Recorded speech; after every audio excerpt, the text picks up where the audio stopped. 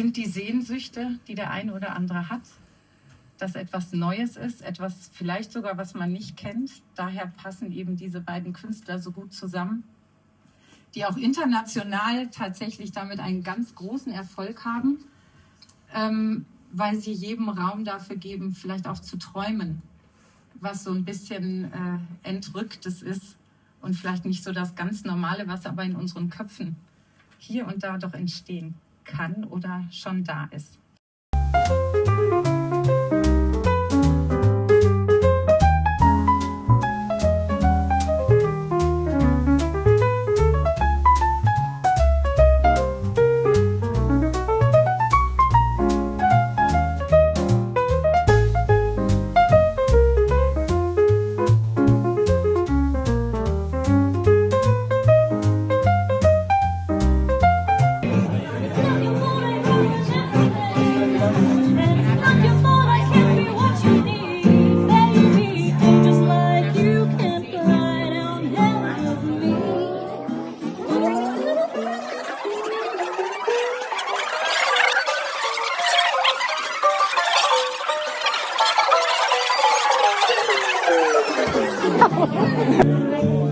Let's ride.